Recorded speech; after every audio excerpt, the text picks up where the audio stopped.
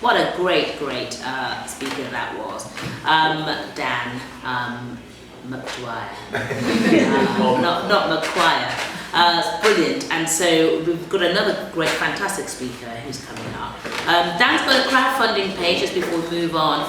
And so if you find us on Twitter and Facebook, and we're on Instagram as well, we'll put the links to the crowdfunding page for Dan's choir, especially the youth choir, because we really all love to see that being really successful.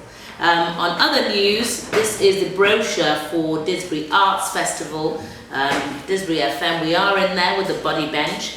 We're on page 34. We'll be located on the Poppy Path, Sarah, and come down there. And there we are interviewing people, so to speak. We're trying to get people to talk to one another. How are you? What's your favourite word? And we'd like to see conversations with people talking face to face. So there'll be a table and a bench there with the questions inscribed on it.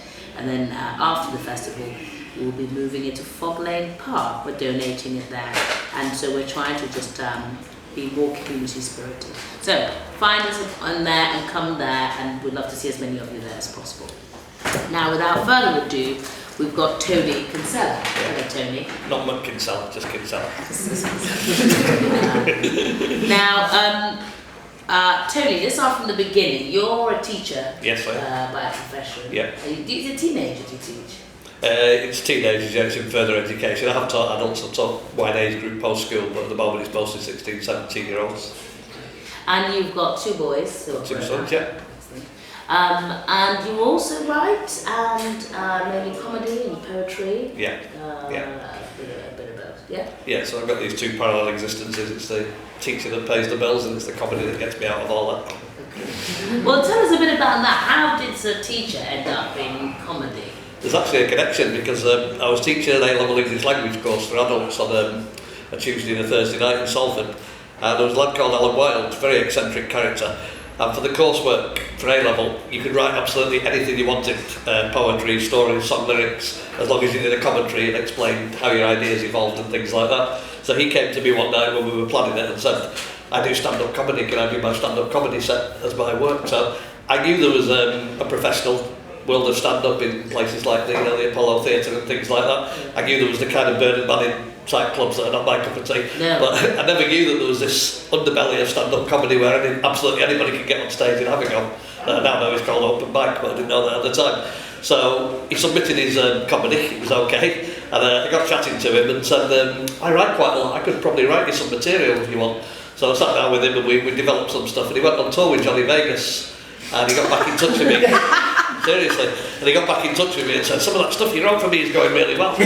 So I said, when are you coming to Manchester? So I went to watch him in Manchester, but he's one of these quite eccentric people who like to improvise a lot. So he came on stage, somebody heckled him, and he spent 10 minutes doing improvisational stuff. Never used any of my lines at all. And I've got along especially that it was actually an open mic night called the Comedy Blue, which is still going strong. So at the end I said, Alan, I came along just to see how my jokes went down, and he didn't even do any of them. He said, well, next week you come and do them. And I immediately thought, God, you're joking, I can do stand-up comedy.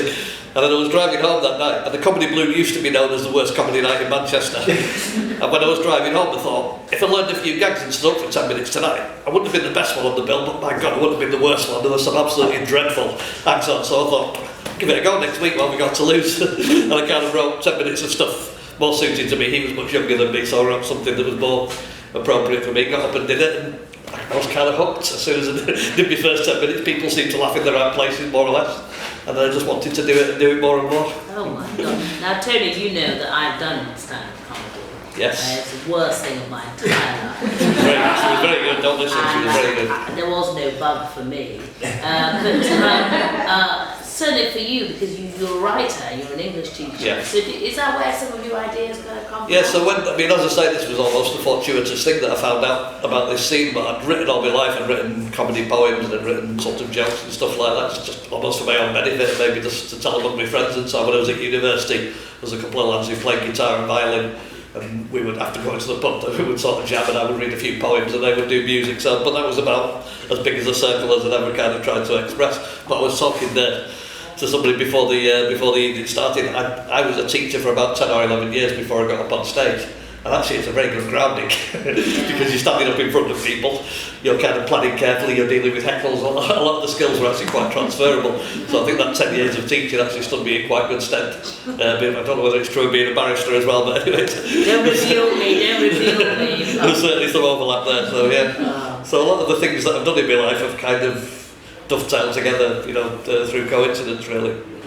Can I ask you then about sort of some of the stuff you've written then? And, Right. Didn't you used to do a duo called the Bootleg Beatles? The bootleg Mark Chapman's, yeah. So I started doing the stand-up and was just doing it on 10 minutes here and there. And I was also writing serious songs with a friend who played guitar. I'm not musical at all, but I could write song lyrics. And had a friend called Dave who was the librarian in the college where I worked, and I wrote some songs for him and he would perform some of them. And then I started writing comedy songs, so we ended up forming a duo. The bootleg Mark Chapman's, the guy who shot John Lennon was called Mark Chapman, and there's a band called the Bootleg Beatles, so it was all kind of putting on that. So we ended up, we got to the City Life final, which is quite a high. Peter Kay's won it, people like that, at the Comedy Store. So we did that for about 6 or 7 years, and I'd do a few jokes, and then he played the guitar. We'd do some original comedy songs and parodies of famous songs as well. I can't sing to save my life, but if the jokes are in the right place, you can get away with it. Yeah. Just a slight deviation, if I may. We were talking about mental health before and young people and so on. Do you see that in your work, in the day job, teaching? And do you use some of your humour maybe? Or I suppose so, yeah. I mean, I teach in a college where I've had people turn up for exams in the morning at 9 o'clock and you can smell the weed as soon as they walk in the classroom. So it's a catchment area where those kind of problems type of exist. We have staff who deal with welfare issues, so I would be expected to refer them. Obviously I can have a one-to-one conversation with somebody and offer some kind of advice, but I wouldn't be expected to take on that responsibility because I haven't had the training or I haven't been identified as the person who should be doing that. But yeah, I suppose more in terms of controlling the class really. If you can make a sarcastic comment at the right moment. I'm not somebody who shouts and rants, so if I can sort of top trump somebody with a little sarcastic comment, then that can sometimes help me to kind of be in control of the class, I suppose. I mean, there are certainly mental health issues within the kind of teenagers that I'm dealing with, and I'm kind of aware of them, but as I say, it's a case of passing the buck to somebody who's more qualified to deal with it, really. Yeah. So I want to just ask you a bit about poetry, because part of your writing and so on has moved on to poetry. I mean, I've always written poetry since I was kind of knee-high, and again, I just wrote lots of stuff for my own benefit. Not necessarily comic either, I write a lot of quite emotional stuff, quite political stuff. I'm a member of Bolton Socialist Club, so my politics are very much on the left. So a lot of my poetry comes from there and pretty much always has. But yeah, I've started to incorporate it. When I was doing comedy nights, you'd get 7 or 8 comedians, usually all white, usually all male, all getting up and talking about relationships, and if you were going on 7th or 8th, quite often you were sort of rehashing similar kind of stuff. But particularly in the Lancashire area, Bolton, Wigan, around that area that I know quite well, there's a lot of what I would call more folk cabaret, where I can get up and do 10 minutes of stand-up, or I can get up and do 10 minutes of poetry, and then a group will come on and sing, and then there'll be a singer-songwriter, and then there'll be another poet. And I actually prefer that. I prefer that kind of change of dynamic. And if somebody's come up and done a couple of really serious poems, people are ready for a bit of a laugh, so if you then get up and do 10 minutes of one-liners. So the poetry's kind of come out of that really. I've always written poetry, but I found more and more ways of incorporating it into the act as well. But I've often thought poetry is either sort of classic poetry that we were taught at school, or it's just people sort of moaning. No, I just want to be honest. So I just wondered, what have you found that's sort of worked? I've read some of your poetry, so I'm not talking about you. I do moan quite a lot. But in your artistic... I think you're definitely misrepresenting poetry and the scope that it kind of allows. You probably all know Tony Walsh, who's a friend of mine who went viral when he did the poem after the Manchester bomb. Yeah. And he did the best definition of poetry I've ever heard. He said that prose writers make language communicate, but poetry writers make language dance. And that's a much better definition than I can come up with. And I think with poetry, it can be complaining about something, it can be getting something cathartically off your chest, it can just be triggering a laugh, but it's about the concise way that you communicate it, and about saying something in a relatively economical number of words, but saying it effectively. Yeah. And that can be serious, emotional, comic, however you want. But I do both. I've written, poems that I want people to cry at the end of the poems, where I just want people to laugh in the right place. So, yeah. And has Brexit provided a lot of... I did a whole show on Brexit. When Brexit happened, I was very much in the Remain camp, and I did a 1 hour show where I spoke about Brexit for about the first 25 minutes. I used a lot of PowerPoint, a lot of images, a lot of the jokes are in the images. And I also did my 5 favourite European cities, so it started off about Brexit and then it evolved into 5 cities that I absolutely love that I visited. So I was talking to Tim before, I've done many years where I can just get a little 10-minute slot somewhere, but when I hit 25 years teaching, I decided to write a show, a full-length show, working with a musician, basically based on Maslow's hierarchy of needs, but it was a full-length show, and I really enjoyed doing that. It was much more challenging as a writer than just writing 10 minutes every now and again. So since that was about 7 years ago, and I decided that every year I was going to do one full-length show, collaborating with musicians, and try and make it slightly better and slightly more interesting each year, so I've kind of stuck to that. So one of them was a kind of combination of Brexit and why I love Europe so much. Yeah, well, I think we all need to hear that. And one of the things about comedy is that, do you find that when you're out and about or whatever, people just expect it to be funny?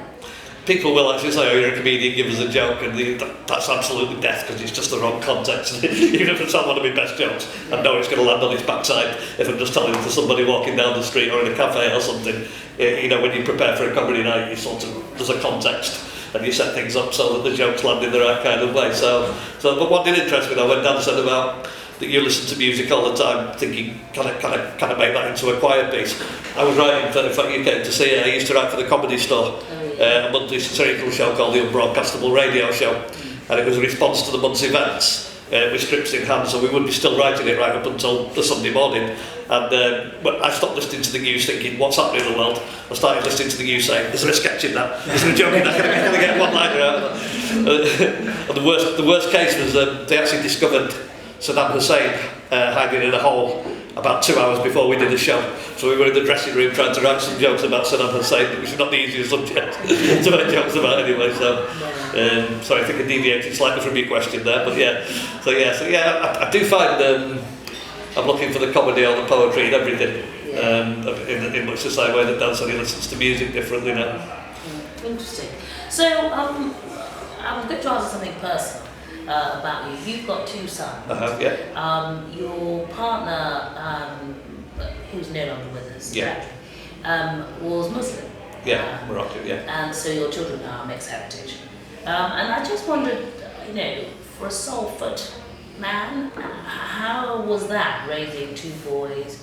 And having a partner with those kind of... First of all, to be clear, I was brought up as a Catholic and she was raised as a Muslim, but by the time we met, neither of us really practiced it. Yeah. So if we'd been particularly, enamoured of that particular faith and still involved in it, it would have been a lot more difficult. So, my sons have grown up having to deal with racism to a certain extent, and my eldest son now works for Chelsea Football Club, and they're not exactly got a wonderful record in terms of racism. People may know that Raheem Sterling was racially abused at Chelsea last year. But when he was still at university, I remember driving him to Oldham one Saturday morning because he had to do a radio report there. He was at Euclid Press and it wasn't so much assignment writing as doing actual media stuff. And he went and met this... He's a journalist, yeah. So he went and met this guy who was running an Asian football league. And there's the problem right there. There was a kind of ghettoisation where Asian kids were not particularly playing in the white leagues and we're kind of running their own league. So he took a bit of an interest in that. But it's only fairly recently that he told me, he played football all his life, from about the age of 7. So I used to do the damn thing on the Saturday mornings. And I never heard any of this, but he said he would sometimes get people using the P word and the N word. And sometimes it was the other team. Sometimes it was the parents of the other team. And he said on one occasion it was one of his teammates.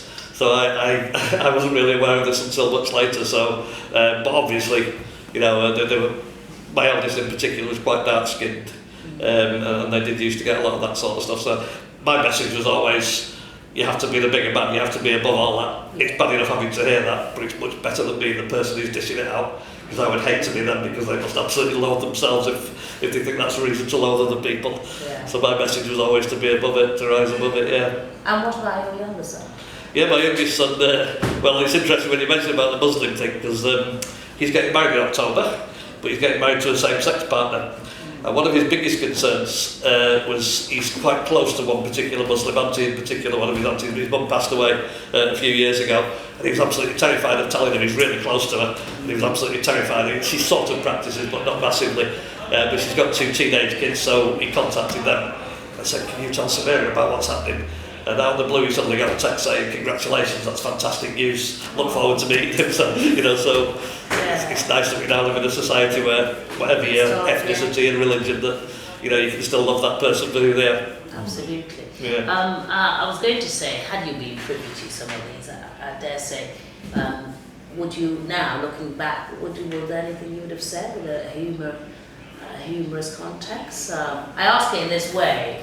When I've experienced racism, I use my wit, and if I use humour to put you down, you don't say something racist to me again.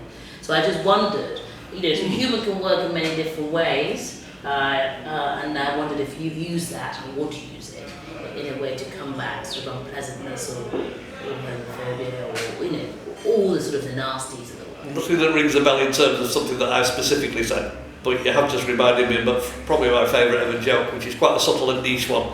But it's about the Irish being really thick. An Irishman went for a job on a building site. So the foreman said, "Yeah, but you Irish, you're all a bit thick, aren't you? You probably won't be able to do it, but I'll ask you one question. If you can answer it, I'll give you the job." He said, "What's the difference between joists and girders?" So the Irish guy said, "Well, Joyce wrote Ulysses and Goethe wrote Faust." I think that's my favourite put down of a racist comment. Yeah. Brilliant. So, Tony, on this show, we always ask, what does community mean to you? What will you do with £1 million, as we heard before? And really, I haven't asked you yet, but I wonder if you could share with us some of your musical, your top 3 if you like, maybe your top 3 books, and who inspires you. So those are 5 questions. Oh, 5 questions you want there. Okay. I'll start from the beginning. The community one. Yeah. What does community mean to you? I mean, because I'm a member of Bolton Socialist Club, I do go on. I'm quite politically active. I go on a lot of the anti-fascist marches. Sorry. Maxine Pete's a member. Yeah, but she is. Yeah, there's pictures of her all over the place there. Yeah. So I'll go on the anti-Tommy Robinson marches and the anti-fascist marches and all that type of things. But also. They're absolutely wonderful, because every time I write a new show I can always preview it there. They'll always make sure they find me a slot. People welcome and support it, because I've got a lot of friends and comrades who are actually at that place.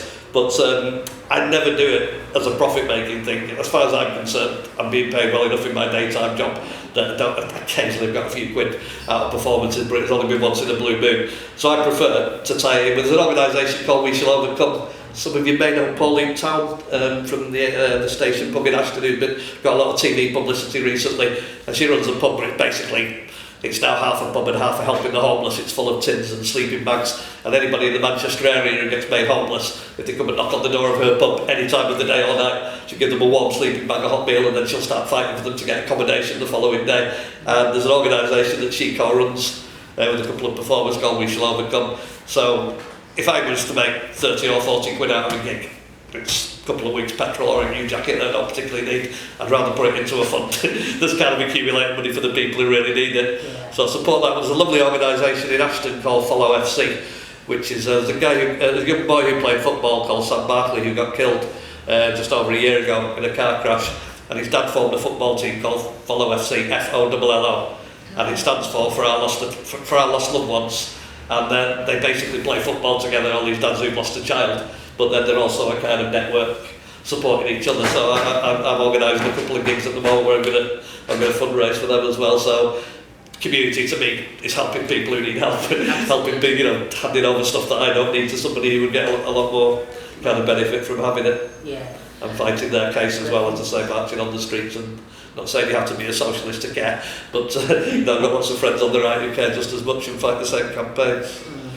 So, what about £1 million? I said £1,000. That's diminishing rapidly. Again, I'm not a million miles removed from Dan on this one, so I think in the type of community that I've lived and worked in, there's not the same opportunities and the same incentives in terms of music, performance, dance, sport, crafts and things. So I'll be looking to plough it into giving opportunities to young people's causes and the causes closest to my heart, I think. Some people who I've got a niece who's very good at tennis, and she was playing in tournaments, and she had a friend who's from Ukraine who also plays in the same tournaments. I mean, niece was at a slightly higher level than this other girl, but this girl's dad is a banker and he knows Putin and he knows Abramovich, so he's able to keep taking her out of school and sending her all over the world. And my niece's mum can't afford to do this. So, you know, she's not that bothered because she wants her to succeed academically rather than taking a bit of a gamble on tennis. But I think there's a disproportionate opportunity for people who are very skillful and very talented in certain ways, that if you can't open a particular door and make it work easily. So I'd be looking to try and the sort of work that Dan was talking about, to incentivise people who can kind of access what they're good at. Yeah. And either make a living out of it, or even if not everybody you know is going to be a professional singer, but you talked about the smiles on the faces, so if they're at least, and then, you know, that can have a knock-on effect in terms of crime, because you're keeping people off the street by giving them something that they enjoy doing. Yeah. And who inspires you? Have you got sort of... well, I brought this along. When I was talking about doing a show every year, this is a brochure from the Derry Playhouse, and this might be before the time of some people, but it's a band called the Undertones. If you don't know the Undertones, you may know a song called Teenage Kids, which is probably their most famous one. And I was a massive Undertones fan. They're a kind of new wave punk group from Derry, London, Derry, depending on your politics. And I went to see them as a student way back in 1982. I was at Leeds University, and they split up after 4 albums, reformed in 1999 with a completely different lead singer. And I just noticed they were playing the same venue, Leeds University, in 2017. So I thought, I have nothing else other than curiosity. I'd love to see them in the same venue 35 years apart. So I went to the gig. I was driving back to Manchester that night, and the opening line of Teenage Kids is "A Teenage Dream So Hard to Beat." And I started to reflect on the fact that when I saw them in 1982, I was just coming out of my teenage years, and the Undertones are more or less contemporary of me, so they were just coming out of their teenage years. And I wondered what had happened to our teenage dreams. So I ended up writing this show that was a kind of dual narrative. I did a lot of research, I read the Undertones biography and watched a lot of documentaries, and found out what had happened to them in the 35 years, and then looked at what had happened to me in the 35 years. And I went over to Derry. I'd never been to Derry before, and they're from the Bogside where you've got all the murals. If anybody watches Derry Girls, you'll know the area. And I wanted to go over and take some photographs. And my eldest son, who's now a football journalist who works for Chelsea Football Club, I was chatting to him on the phone 2 weeks before I went, and he said, "If you're going to Derry, why don't you get in touch with the Undertones?" And it never dawned on me that you can just get in touch with your heroes, but obviously with social media nowadays, these things are more possible. So I just went on a Facebook page, and I just thought it was a fans forum where people were saying why they liked the band. But I just went on the message page and just said, "I'm writing a show about the Undertones, I'm going to be in Derry over the April weekend. If anybody knows the Undertones, if you can get in touch with me." And I got a completely random message 2 days later, which turned out it was from the wife of John O'Neill, who wrote Teenage Kids and was the Undertones guitarist. And the message just said, "I've read your message. Yeah, John said he'll meet you in the City Bar on the Sunday afternoon." What, just like that? And this guy turned up, I recognised him, and he spoke to me for about 2.5 hours. We had a couple of drinks together. He gave me absolute gold dust information that I could never have found out anywhere else. I came back home, and I was going to do the show in Bolton Socialist Club at a pub in Manchester, but I thought, what I really need to do is do it in Derry, because the Undertones are still worshipped in Derry. It's like the Beatles in Liverpool. So I got in touch with a couple of venues in Derry, but that couldn't get any interest. I was a bit cheeky because this John had given me his email address. So I emailed him and said, "I'd love to do the show in Derry, and maybe you and the guys could come and see it. Can you help me with a venue, any pubs that you know?" And he messaged me back again 2 days later and said, "Forget about pubs, my niece manages the Derry Playhouse. I'll get it on there for you." And it's like, I don't know who your musical hero is, but this is one of my musical heroes. Not being able to do enough for me, and, you know, just being so friendly and helpful and caring. And we did the show, we got 82 people. I would have been happy if we got 40. We got 82 people, paying customers. 2 of the Undertones came along, and they came backstage afterwards and gave us a big hug, told us to come and meet them in the pub. And when we walked in the pub, every one of the Undertones and all their friends all stood up and gave us a standing ovation. So it was my one experience of being in real show business. It was absolutely I was watching on St Patrick's Day, I don't know if you all know BBC 4, where they do a lot of music programme on a Friday night, and I was watching a documentary about the Undertones that I'd seen before but I wanted to refresh, texting a member of the Undertones asking him whether these things were true, and he was texting me back, so He's just incredibly down to earth. Apart from Fergal Sharkey, who left a long time ago, and has just accepted an OBE yesterday, even though he comes from a Republican background, but we'll leave that. But just because this is live, I don't want to liability for anyone. We can discuss it afterwards. The rest of the band agree with me and have told me so. But just on that though, I mean, we often are very negative about social media. Well, I am. Yeah. But I think it goes to show that it is powerful. Yeah. Yeah. And weirdly, it's made people that in the olden days who you'd have to write endless letters to. Yes, absolutely. Makes them much more accessible. Yeah, it's brilliant for promoting shows as well, because nobody knows who I am, but if I kind of say I'm collecting for this charity and I've got 2 musical guests and this is going to happen, then it is much easier to try and get a few bums on seats. Yeah. And that raises money. You know, I'm not looking to do it for personal vanity reasons. I kind of tie it in with a fundraising thing, so the more the better. Absolutely. Well, we'll do it with Dan and his projects too. Yeah, yeah. Now I can't remember the rest of the questions. Just 3 books and not 3 books. Your favourite book and musical choices. A book is an easy one in a way, because even though I'm an English teacher and I've read so many books, I've always been madly in love with J.D. Salinger's Catcher in the Rye. And they say about the Catcher in the Rye, if you read it at the right time. I read it when I was 14, 15 years old. I don't know how many people know the book, but it's an American novel, but he's dealing with the growing pains and the fear of becoming an adult and leaving your childhood behind. And it's a very funny book. It's laugh out loud funny in many places, but it's a book that you read and think, so it's not just me then. Somebody else has got the same feelings about life that I have. And it's just, I must have read it about 25 times over a period of